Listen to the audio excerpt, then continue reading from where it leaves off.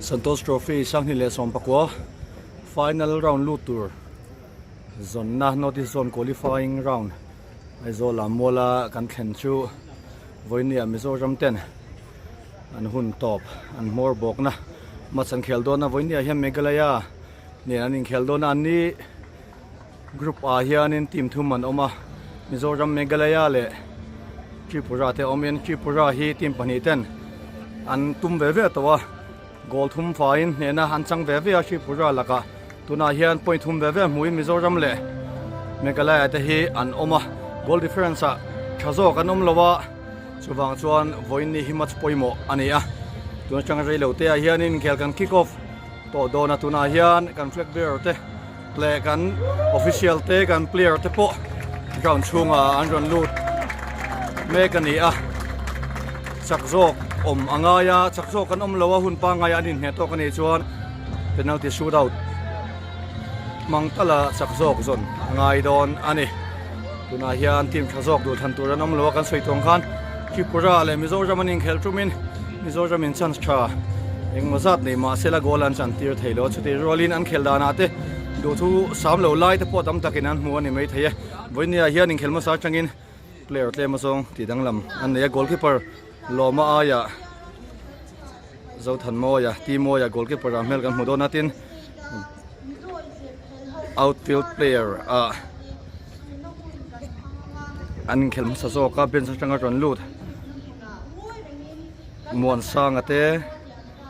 le David latan sang ate hawin mun han ron lu don bok ani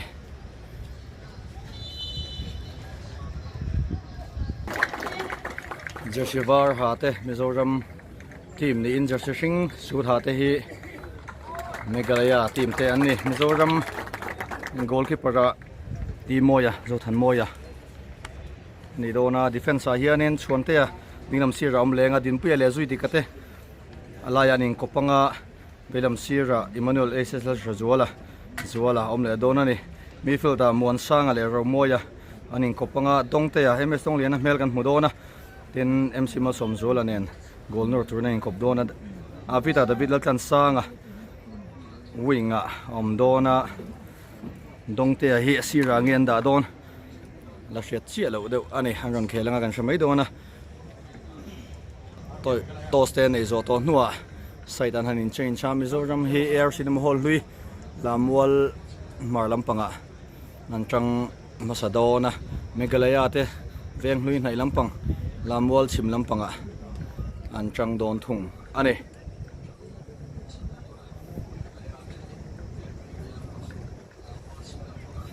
ti pani te an ngai poi mo khop maya kan match referee ko ta hun towa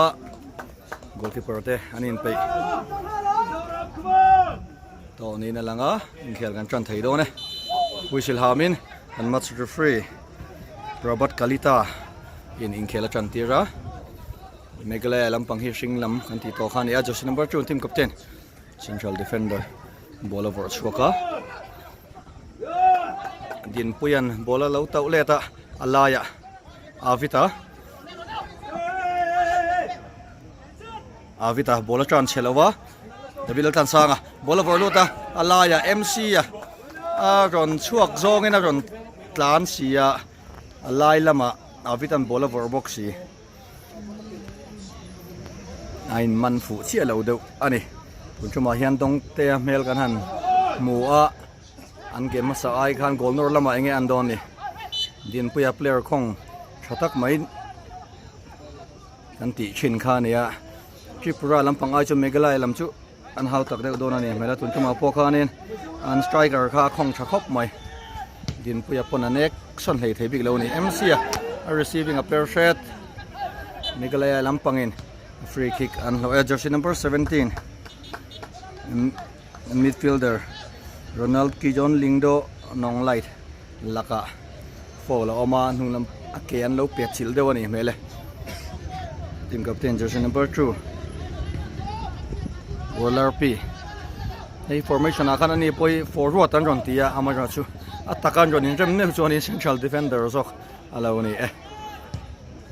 din puyam bola than chuaka dinglam pang sira ram hlun chunga Tripura ne nan khel chuma goal ni taulut tu an target a ma se a lo tling chia lo Meghalaya lampang pon tang thei viau maya khel anung chho viau do ne lingkho in goalkeeper in bola lo clear ra din puya bola khoi nem malmal khop mai midfield a Meghalaya lampang in bolan la chang nem zo kem o ti theya in pani ten la in khel rei lo om zani takero chu ala tam lem lo ani central defender team captain bro Ingtonan bola vor luta na ron talput la om teu viau mai Meghalaya lampang in goal an nor hala choi na changa ball kal zela just number 9 Donlat dong tokin bola cross tha thei lawa dong te bola clear thabik lawe Meghalaya lampang in midfield an dang chat thei deuh ti zela choin Mizoram MC a striker khania avita tam bola thon lute avila tlan sanga ball chu khop theya amal ro chu duange thunun chunjom thei bik lawa goal kick a chuake romo ya referee an lo zil deuh zau goal kick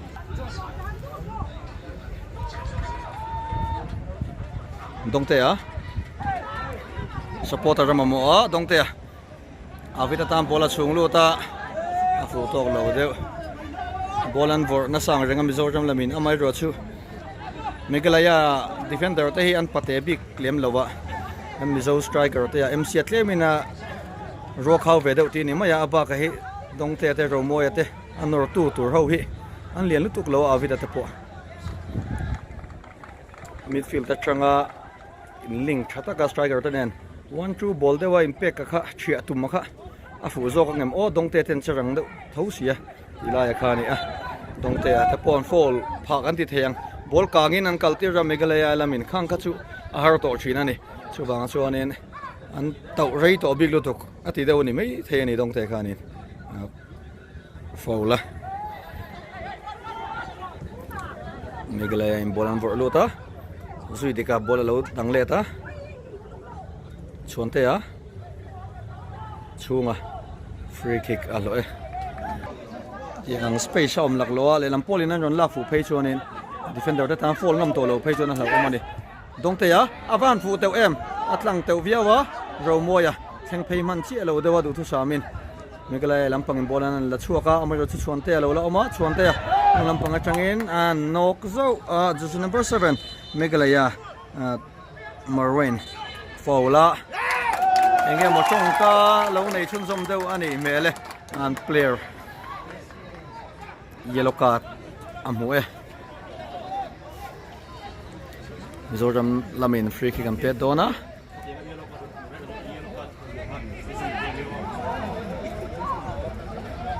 mon sanga Valeng tlang valin a pet dona mon sanga bola thon luta box sunga chunga tan tawarem chi alo ro moem bola mai ro chu Meghalaya lam bolan side out theye choin Mizoram din puya ball per lo la a pisila din puya bola keng rei set a fall chun zom bok romoi le dongte te attacking lamanin concentrate deuh sia bang chonin mon sang atlan tam le zulangai don ani avita tam bolan fora avita bailen bula ball out lo chonin an thai le ta amai ro chu Meghalaya central defender and team captain hi ton shiat nei ani mela tuna bolan changle chia ani hi anget thakop maya akul thang reng khop maya atal phut phut lem lawa ball te po an lak tir te te chu min huwa mong changen fall si lovin an challenge ta chin kha ni ya a khela dam ang reng khop maya khong thar viau mai zuidika romoya bokin bola la le a romoya chuana romoya nem bolan in pefulo miss pass ho tak mai khadiang angkha chu school boy error kan tiang chi deuh khan ni miss pass unforced error ang chi kha dong te among sheta ms dong lena dong te an mc a romoya bolan la fu theya romoya atluwa fall omlo Meghalaya lam in bolan la winger alai lama bola lu puye cái về làm bằng cái na jam sang cái siam teu em tu na khan box pon yat som ni le pariat vela din puyan an ne ka ba kelam panga chon anim batman lo ni chona shete amai ro chu balance lai tur free kick campaign to yat som ni le pariat ta changa yat som thumin car bor vela ni mela pe gol thei dak tur ni tu na ya la hian chi pura ne nen khel tum khan Mizoram crossbar an lo pet per to chi pura khan tuna ai nai zo ka lai taka changin free kick campaign ta le shula timoy na lo safe a per le lampang second ball Meghalaya lampang bokin an changa amai ro chu kha tiang ang chang cha kha ball kalaron let chak lutuk do to pon me the leya handa ding turin mun ola nei to big lo ni na in ngai ni turan ya tuna khanin goal so na pet lo a team lampang tan chon uyom tak ani dona Meghalaya tan chon Mizoram tan ro chonin thokhwai na turan e don lat dieng do ani don lat a jersey number 9 free kick pet tu ka jersey number 2 Brolington khani a Brolington a kumuma low par te khop mai don lat Mizoram an film crochet chu ngai dong te oma avita la ya lut har lu tu ka David Laltan sanga alo in podcast thil lu tu ka veilam pang sira thanglam pang free kick Mizoram an pe dona dinglam pang kil to pa lo han oma kha chu om zi om lo ani alai lama lut tha se a forward te po anin pot thatwa veilam an chuk thavek do chu bang chon dinglam panga lo han om kha om zi om lo wa linker on langa forward center forward role kha rom play tu rania a hun lo wa in pot kauna sa theilu tu ka tun chuma po khanin defender pani in kara penetration pass pek theina tur dong te ten mun olan zonga chuti ang chance tha chu om reng lain alu thla har lu tu ka asir zonga pek chi ni to box si lo wa uyom tol tu ka khadeng chance tha ni thei tur rakha subang chuan avita David Laltan sanga wing tiwanga asir om reng tur ani lo ball omna milzelin teammate te in so yang zelin deplak veya gola po azuk lu thak ve ngai ani Chantina ron cross theng do no ti she renga corner post bulvela lo om reng kha om zi om lo ani chu wang chon dep alak veya an ma mi ten in son chon a in son ve ngai ya thanglama bola om chuan azuk suk ve ngai khatiang zel khan kal deuh angai ani chu meni lo chuanin ball chang box si lo tu ma chu box si lo in om mei do na mi pakhat chuang changkai lo kha Mizoram in an nei ani rengot don ani chinlo ka khan ro moyan chan neya theng har deuh sheda keeper aron up tha a 50-50 bola romoy a in bola ron khoi permasa hlo a Meghalaya tan van nei na ni a Mizoram tan chon uyom tak ani choin Meghalaya MC a choin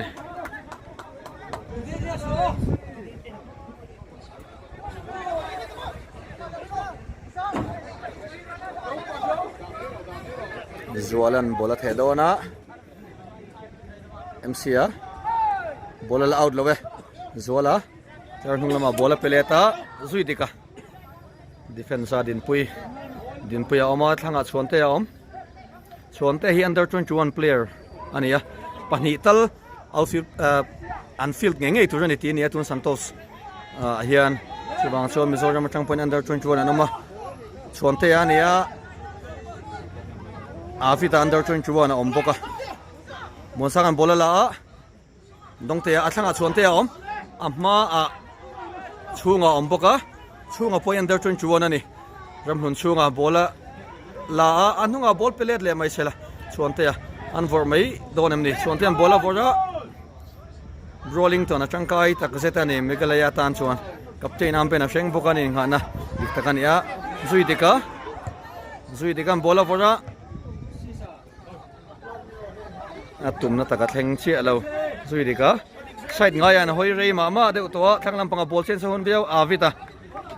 nunglam panga changin an ron chu boi mana MC bowler receive mai lawa free kick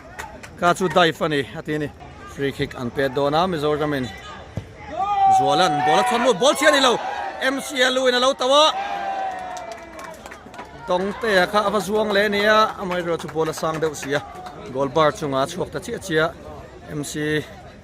nó xóm zola nên nó sẽ ta tụi nó ball lâu tàu tu kha khai cổ kha nên nó sẽ đều lexia hẳn placing thế sẽ là chú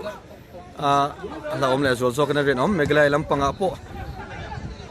under 31 under 21 31 thế cái này mi pathum kharil ro lom de box ya under 21 player pathum an nei ve box ani kha chu avahan lawma Mizoram tan chung ball an thon le nga la tuna khan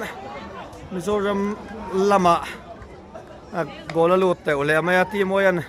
alo safe shama Meghalaya lampang night te a ball an tawa an finishing atluang lo lawa Mizoram in an van nei puyani dim puyam ball over chuaka avita ball phaya an captain bok alo in role mane ball out mana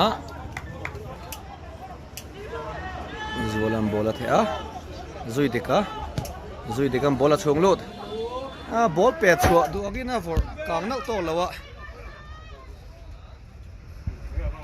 bola ri mel big reu mai jimpem bola lo thon neta goal nor an nga lu tuk lo dewa avita sira bola kaltira athunun ne tok lo kan winger avitan omzenein bola la lalo ati thei ome a in siam shet angai prosak chola nia in siam that na hun ala oma coach the point kheldanan hutura ngai la Meghalaya lamin bolong porsoka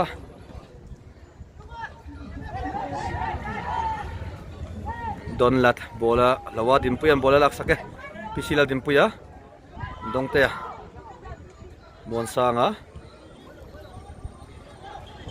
chuana ma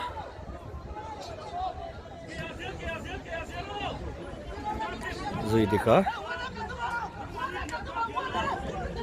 zola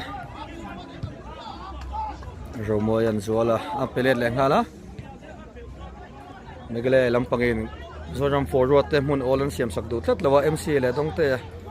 kalkop do chin ma sila space siam du vaklo ramlun chungan bola lo la koi zau MC among do shet Meghalaya team captain jersey number 2 Brolington na sangkai ta kzet na defender a khop a ho khom cha a tin bola lo khop thachin boka physicala an he lo tlat mai chuan te an monsanga omzia nei lo chunga aron let le to sia chubang chuan tuna ball for khatlang pon ni sela chunga tan chon lak nei na omlo tur ani a omlo na la ya bola nin pe a tonin an voi khat khelna angania a har de pon me the romoya gola chai avan teu em goal net chu a puar pop ma se pon lama tangin thang lampang goal net bang zoka fuwa goalkeeper ka a lau thong tuk lo dewa a range a san zong vela chu dikbiao ma sela target chunga alu lo wanga ni mele keeper khala thamong reu mai dong te a chu lo takin bolan lak sak to nuwa nunam pang train aba bat le so chu yelo pa ta mu mes dong le na dong te a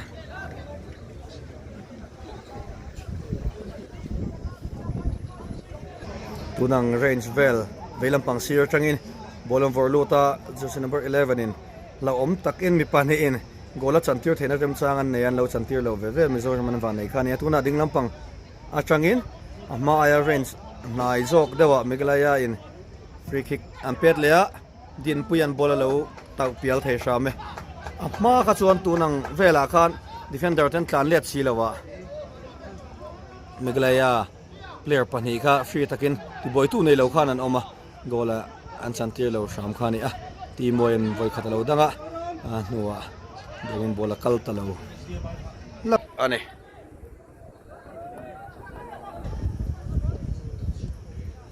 join Mizoram zuala rang takin thetu ma se anron import har shet zolam bola thonlut MC na lo tawa chance tha ani siam teu viau mai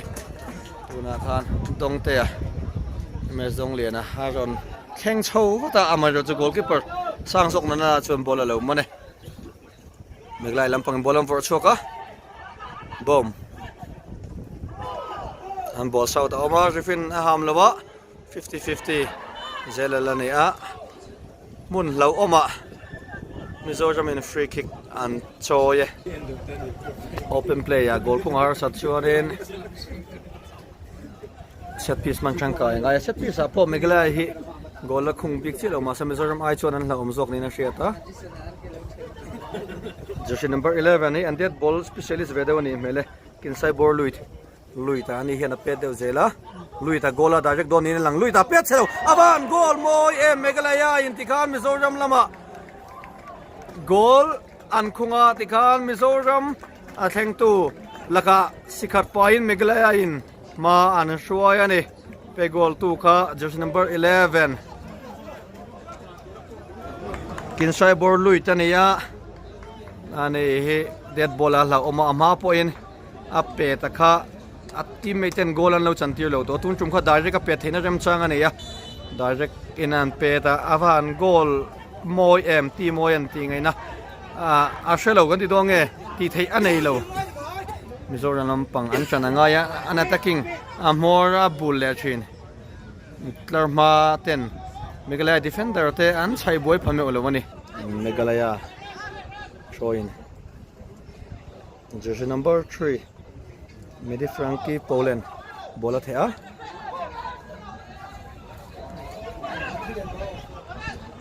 Avita bolan lak saklea olsam takin Meghalaya lampang an confuse soka bolan thiam jok nin lange dong te a din puya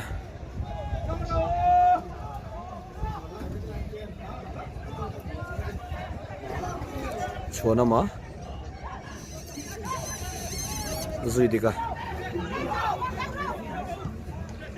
MC a shoin Meghalaya Nisila din puya Bilang pang sira chuana ma bola pea chuana chuante an bola thon luta MC na lo changa amaro chu defender khum zo chi lo deu zola bola thurun chatok lo deu bola nak saka zuidikan ting takin romoy bola pea lo romoya thang lampanga dongtea MS dong liana peda jam sanga ne melo avita nabila ta sanga corner chuake zela changin corner Mizoram minan loa corner pedona Mizoram in corner and peta heading goalkeeper Aaron man chelove dimpuyan bola chungluta chungalua chungan ball chu lo ta fu amaro chu goal chunga targeta andalut lowa goal kick at choke chungan bola fourth lang solo this is number 3 Poland hello danga Rollington ang bola thon choka zuidika la ya Meghalaya bokim bolan la mosanga lawin rola MC a dongte a romoya monsanga lampang bola paya hau tak deu setani bolan changa midfield da Meghalaya lampang anin no nem sia asir lampang man changka nga ya mun olan nei lutuk lo china puna po ro moete mun olan nei lo an ke an va pen i ka chuanin zuidika kha akal lengal turania monsangan a katipal ro moina rom pek let le ngal thei tur omani lo chun apula an tin chil reng sia khang kha chu har to thina ni Meghalaya lampang in depan la anin no khom nget to sia MC a chunga bola thununa zuya bola lawe ball khung tu jersey number 11 in 17 bola pea thang panga bola vor chuante a tun hi mun olan nei thena lai tur ani Mizoram in Meghalaya nor lai amaro chu an chak pui tok lo malama pek tur an mai lo dong te a lo kala mes dong liana corner am peta MC akha bolo fight ve tur ngai ania rengdon ni ko tlang om nen avita asir changena laya an lu tira avita midfield ta omzian ei zok ni na sheta wing ai chuante an velam pang sir changen bola somlu za romoy box sunga ahun taka hun poi mo bola la fu lo ro moya la fu se la chu kha chu la om nge na rin om suidika bola bola la khal sau amar chu ball tlo am wangin Mizoram in free kick an peta chu free strict do ma mani a zone ayan nung fe chak an peta khang ka chu pom mai tur ni a wana amma lamma changa an chan thu ta ni ka chon opponent ta na fair lo china ma se he da anung lampang dei mani side lamma changa chan kha chu thil poi ani lem lo ane Mizoram lam chon anor chon anor phei da shata kan soi tongit om ziom lo de china anor da nai din puya bowler an khuapa timoya bowler lo man lowa lo chua azau Meghalaya lampang in san nei pha te ovia wani chungan dong te targeta heading up phache lo de wani monsangan bolan trana malama ball for turano mai lowa sira azwala right back bola pe zuitika romoya atlanga chonte afria chonte azok pelowina nuwa dinpuyan chonte apek le thawanga ya khanga kha chuanin mishingin an ron veng le man to ni akal kong kha thuya poi khada khan romoi khan chonte kha peta sela chu tuna aveng tu tur kha thleng man don lowa mun ola nga de thei tur ani a pek tur tho se ka chu akwal thui zong lo khan ham pe thei sela chu chade wa amai ro chu kan ball pet te hi a basic atanga zur kan nei lo chu anin a har sa china tum pet thlen lo te la om ve de uboka pedik lo te la om ve de ubok china ni Meghalaya in chan sambai ni siam chat teu em tu na khan din puya a al boy lo lawa hun poi mo pisilo din puya tin ani a physical po alo cha alo chak ve boka te ma defender name deu chu ni sela chu an lak sak ngei na ren amani brawling apo bola khal re chu da ha chu fall na om lo ni na langa a thai da thlin to lowa a tlu kha ni deu berina sia tha kan ma chu fin a ham nem deu ma mo ti thei ni kha ka chu bolan ron chila kha ka chu fall na em lo ni na langa ama chu kan ma Meghalaya lam in free kick kan peta bolan thon lu ta din puem bola lo taule ta MCA a theng tlai zo ka kan chang zel mai 50-50 bolang chi kan lamhan lo reng maya tin ke mani ball tur ang zok anga ngai han ron pe ka po ala zo ka chang em ron thlen khal le china sulai chu a fu lo view ni tunang te po kha a zong zanga va luwa ava sut de burto hun tur ania ma se duwa in khela in thlasung de ma em o a ti thei ani goal ball na tok lo hun pa ngai kan mang zo do na first half a minute ni hun pek bel chunga kan lut ane minute ni hun pek bel ani chunga ha chu enge omsia an khel fulo tlang viau mai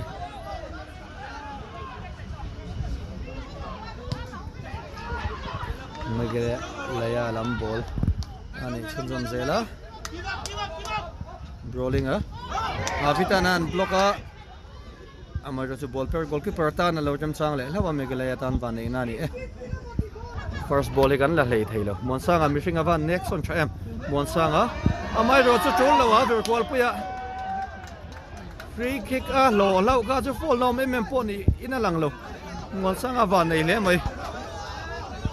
chunga free kick lo lau tu na khan chunga kha romoya tlan che khan ball rol saksela na vak lo pon romoy na lang ama pot la na nga MCL le dong te ne an vai na nung le ngal mai tu rania amai ro chu ti ang huna chia chuanin an rol lut le lo chin box ya free kick Mizoram in pet dona zola na pera pet chelo amai ro chu goalkeeper in chatakin alo safe ikhan in khel atop chun zoma free kick pet tu zola an chong try chun zom hal bokati khan notice zone qualifying round Mizoram le Meghalaya ten khel chu first half khel zone Mizoram laka ma shoi me kan ni second half kan chan le ta Mizoram lampang anin siam tha shet lo chuan first half an game a chuanin omzia omlowa second half anin tidang lam donem substitution an siam kan shamai lova first half khel te bokin second half bul anon chan le ani chuanama chunga flick fu tok lawa zuidika goalkeeper tan bola chua team ya zola MCA bola thunun chatok lawa Meghalaya lamin bolan lak sake Meghalaya left back an ngam khop maya Meghalaya lamin join Mizoram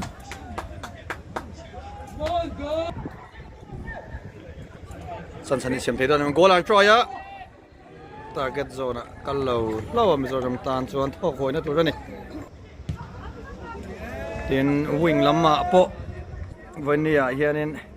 avidate an oma chunga nen ma in chunga khel chelo goal ni a khunga lalia sanga te mel kan hulawa tun chuma hian pin strain agon lu tir dong ya shetani lawa MCA chunga bolanin bol taw an tumna laman mani lu anin taw fu ala umai Meghalaya lamin free kick on pet le dona an goal khung hi free kick atanga lut ani a an free kick pet hi la om thinang reng viawa tuna an pet ro azwala na lo taw sona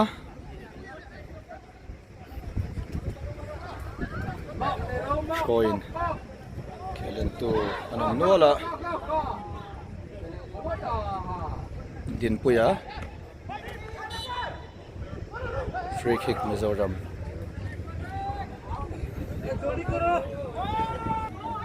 Timo yang bola over choka dongte ya thanga avita bola crossa chunga chora lo push leta romoya anunga mon sanga ball pet in base ya patala ulal mon sanga jersey number 6 mon sanga goal kick a choke mon sangan bola chop saka chunga tan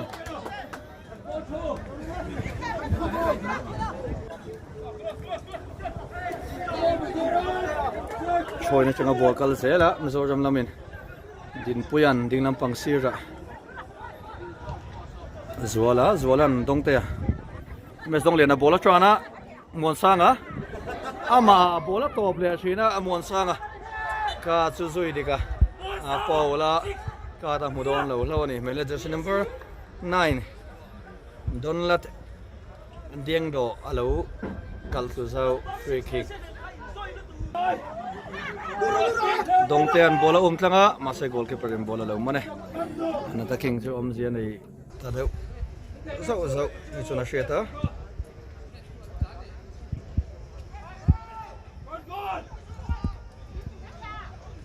first ball Meghalaya lam hian la thei khop mai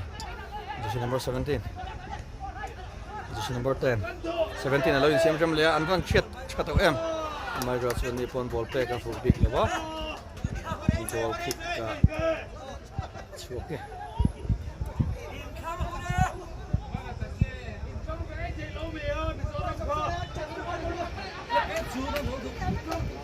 Mizoram in substitution panian siam do na pakat ko ma biani na sheta pakat e kesia ni na shete midfielder le winger anjan dalu dona ne mo sang ale avit an lak so lo ring dawila kanti fuang emo mon sanga chuana mon sanga lo in siam rim le hana zuidika na sira bola pa ya avita David latlan sanga avita dingla matal puta avita areishet across man chia big lo dewani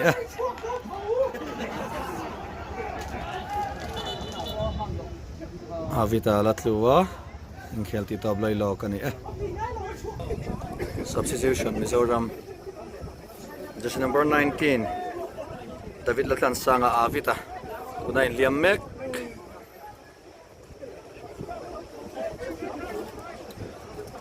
Shoi cho me ka he Avita an la soka aya kesilar chuaka anon da lu te cherlun langwala ni Mabia anon da lu don poka winger Avita chu an lak chok an rin khani kan ti dika tungan anon da lu anon lak chole don ni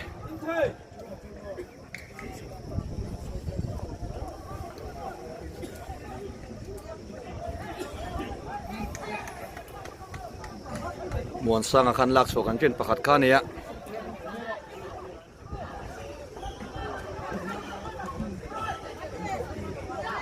Sona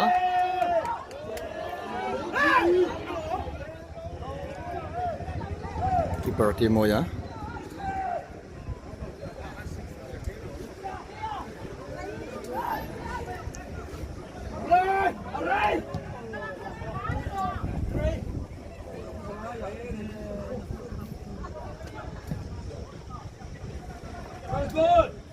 Suidika Dongtian bola faira masa la haila bola la out lawa Kesi atlo free kick alo law Mizoram min bolan changsan jama din puya chuana dongtea dongtian bola chunglu ta MC ya bola ta fulo din puya foul free kick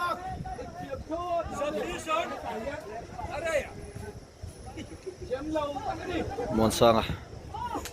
na sira bola vora zuala laping chulo la ma se mit lia daw ni mele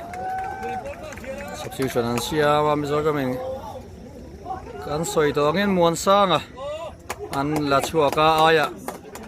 manal bia changte ma bia khiang tlang an da lu ta ni ma bia winga omanga Kesia midfielder amdon ni mele Kesia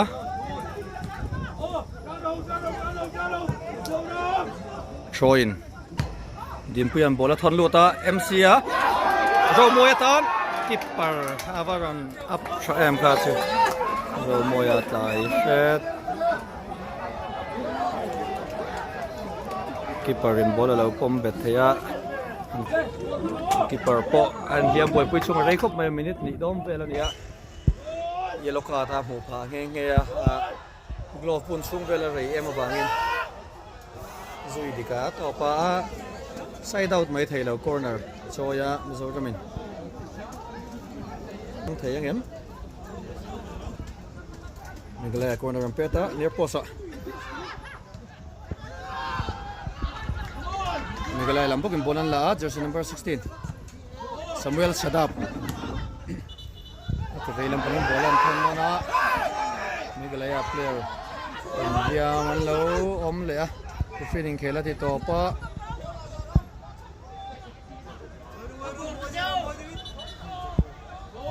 zone chua tur ha ti ni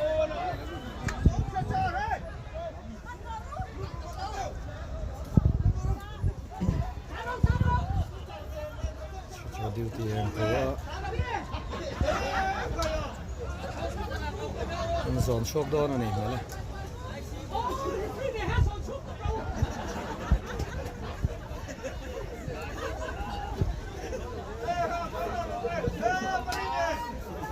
anh em mà hình đen về đâu thế hình nhiều đâu thế nó mà duy đi cái này number 17 lâu in nhiều đâu nè mày làm mà sẽ số lên là làm sao đó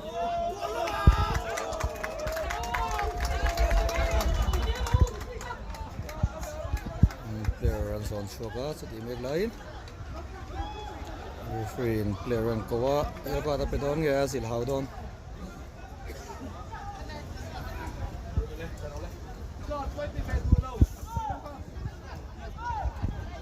yima khai pa pani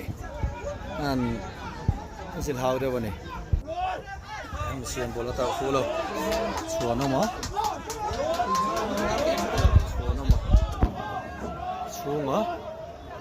omin chunga tal puta bola crossa ball chian ni lawa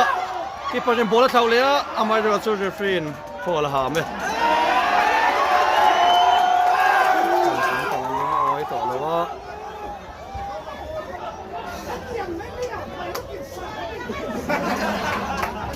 keeper in na han chuan lam le dewani referee in thau tur na fila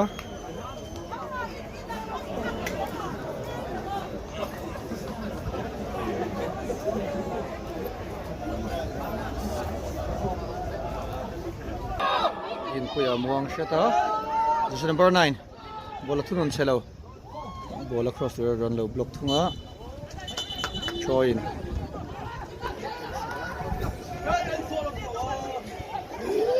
free kick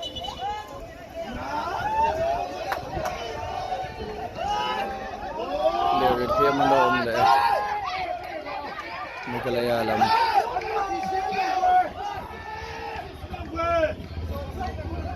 anh khel man meu shi to lo ni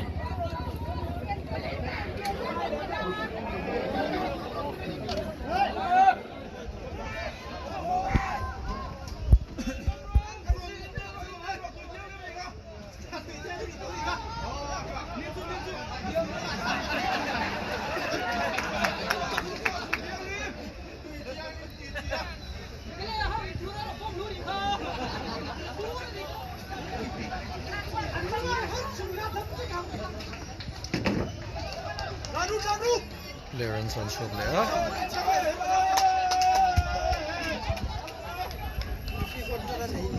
free kick pe don me ka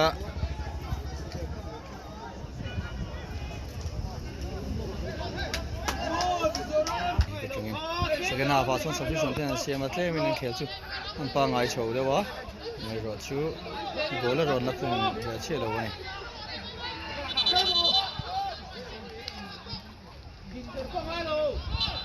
free kick Meghalaya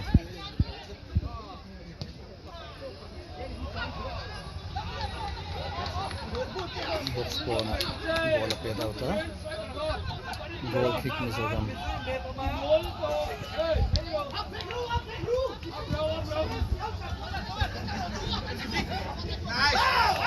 chunga ahun an tol le zawa ahun lawa azok nge ni chuana Laya Kesia changlam panga ball tha takina change cha Mizoram tan chan sani awam teu em tuna khan dong te ms dong lena joshi number 17 tuna khan ina impum pek phaya amai ro chu bola khop lut zo lo lau zolan free kick a lo chua ka Mizoram in pe dona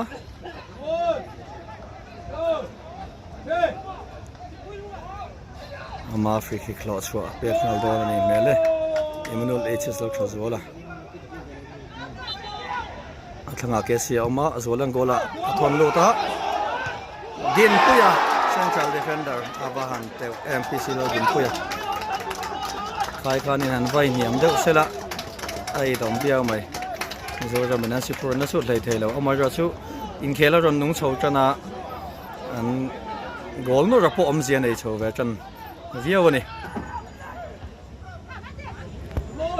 chuana chuan te a dong te a chunga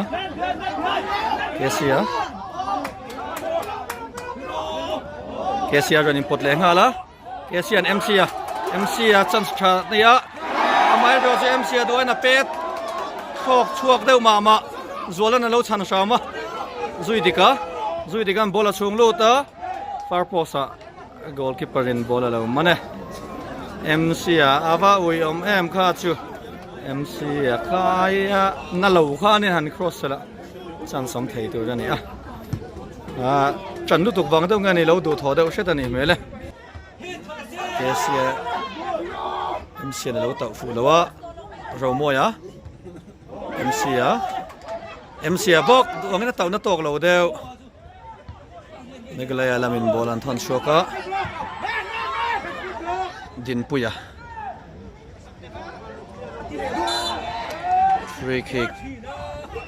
Mizoram rang takin pe chunjom ngala free kick zui de kana sira zola bola pe right back zola line a bola rol ngala ma bia amin kan pa soi kha dem wanal bia ma bia bola thununa chatakin anunga zola ball pe in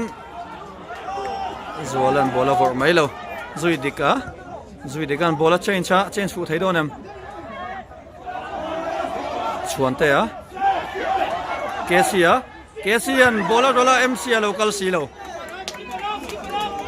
goalkeeper Timo ya Nor shat zela Timo yan chungatam bola thana free kick sak andoni chuan ti pani ten he to kani chuanin penalty shootout manga chak jok zona ngai dona romoya free kick athon lu chelawa anor tu lam in an khoi man lo lau chuan ma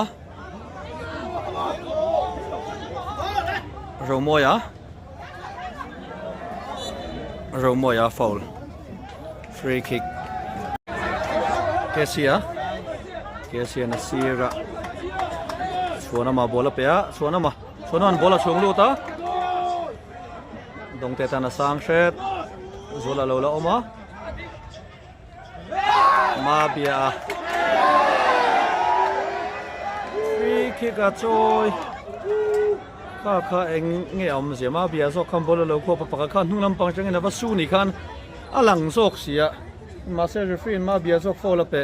lau mai free kick Meghalaya Kesilar choka zola dongte ma bia tam bola chope manal bia bola cross MC alo beer follow deu Mizoram lambin an nor pelea bola van kop em ka chu suanama a placing for alo Meghalaya lampang counter anor an tuma this number 9 bola kalpui sela this number 9 athanga Kesia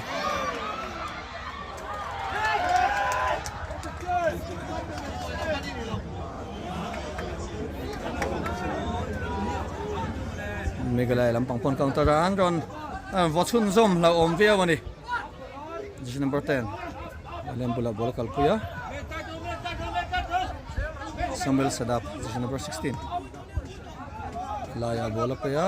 omzia nei chi la ti mo yang bola la in athlang lampang a zola tam bola pe hala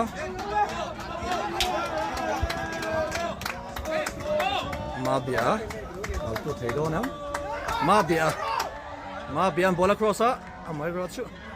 duang to kem bola petlang thailo anunga zola bola pelet le zola ang bol sau da ma chiang dia ma se rin ham lo ba choin changa bol kal zela Mizoram bolan thando ta Romoya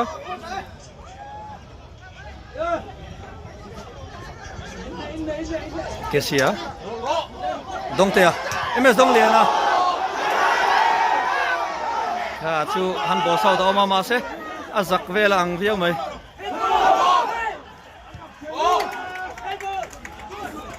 zola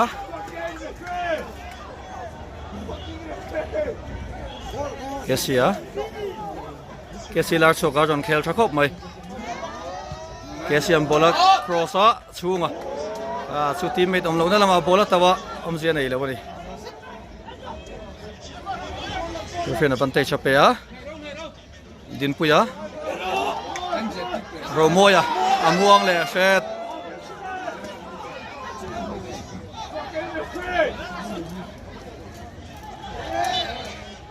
free kick Meghalaya substitution an siam chung zum Maldona Meghalaya in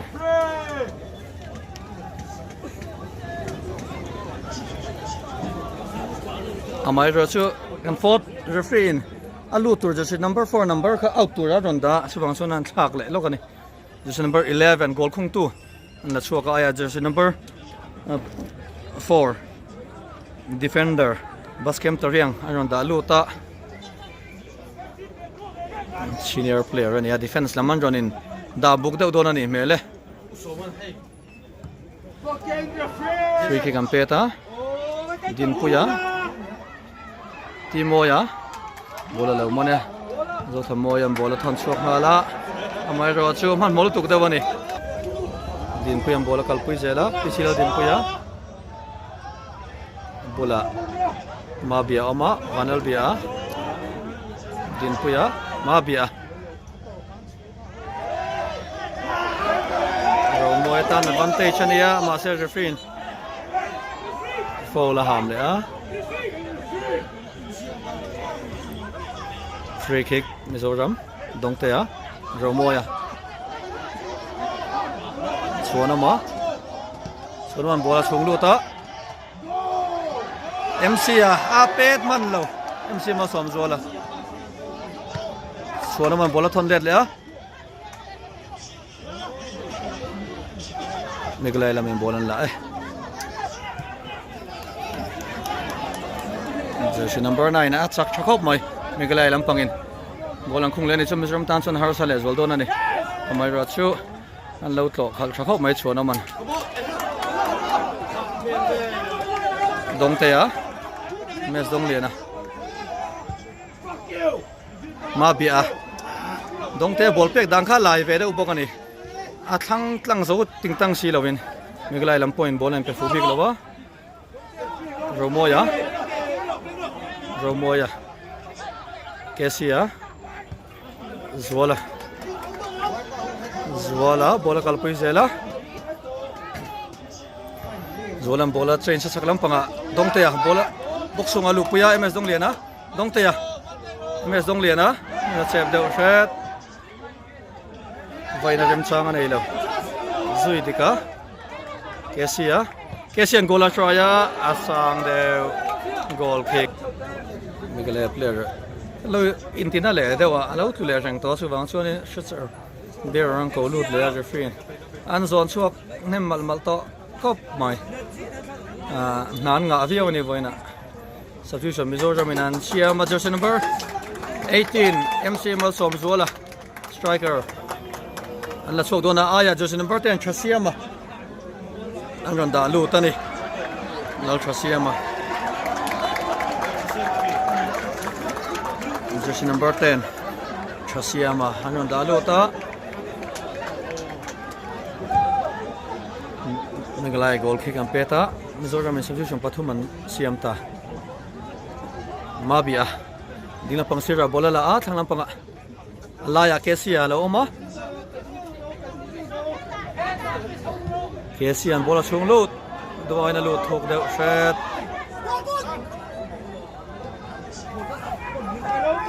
Kesi din puyan mabia tan bola thona mabia dongtea so lo zong bolang kaltira Zola ball per lo la din puyan bola chunglu ta keeperin all sam takin bola lo man Meghalaya la him chunjom zele Meghalaya in bolan chang chunjom zela Samuel Sadap number 7 this is the Silmana Dong temperature paya goalkeeper din puya mabia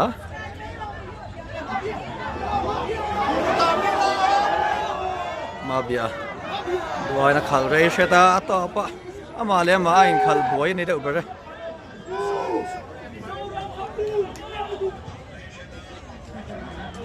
mabia zwala mabia tam bola pele ngala vanal bia Mabian bola thon missing a pet pera join Mizoram in bolan thengala mabia Romoya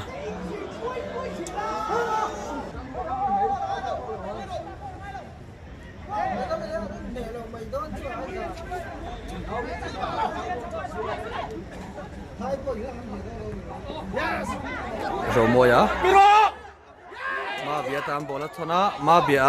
a su fu chia lo deu ma bian bolan umlet ngala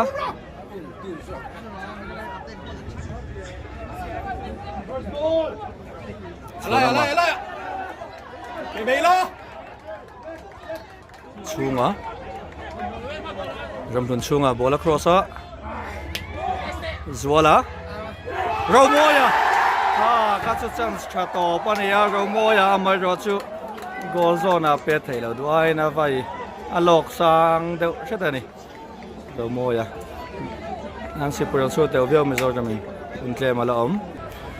goalkeeper liam le anung lam panga kha ni an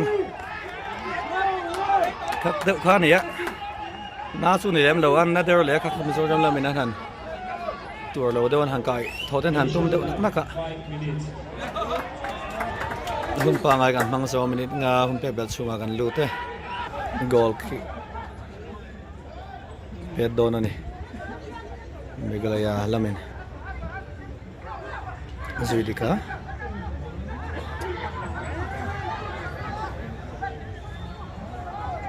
in Meghalaya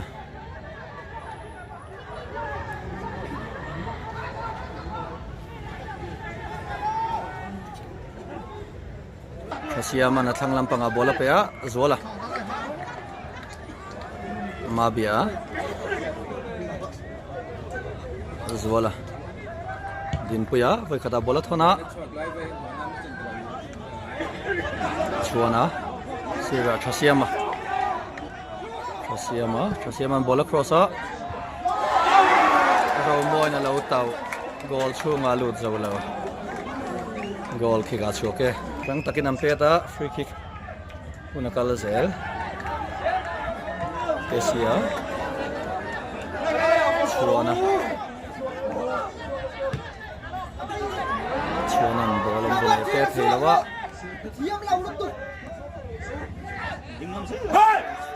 bola de outlet risky though kesia na sira bola pe a zola right back supporter mama zola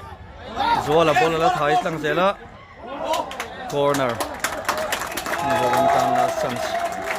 ni do ne moya goalkeeper chokin an lut thai to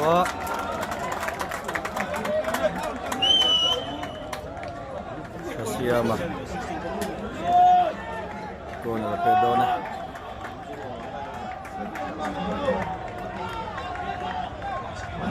hai te bola nin pe a Chasiama bola chung lu ta Mizoram Thunder na chance la top lo amai ro chu pass mai turan am lo din puya ta choin rang takin bolan the chunga amsene ya bolan chantia theilawa choin Mizoram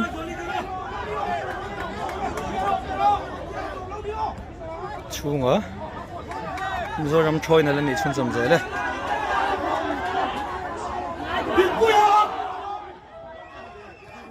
din puya bola la fu lo kesia lo in kho Chasiama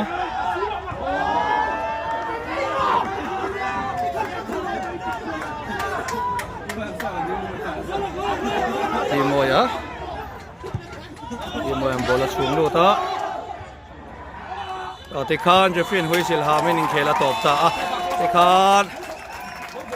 Meghalaya in Mizoram Sikhat Faya in final round han lut ta Mizoram mani homa ai zola final han lut ka zo talawa first half an khel chia second half in siam thattum ma sela omzia nei thei chia to lawa chawang chuan minute som the first half jersey number 11 kin shaibor luitana free kick atanga goal khung mangin Meghalaya in Mizoram Sikhat fa in an hneh a Tikhan Meghalaya in final round han lut ta ani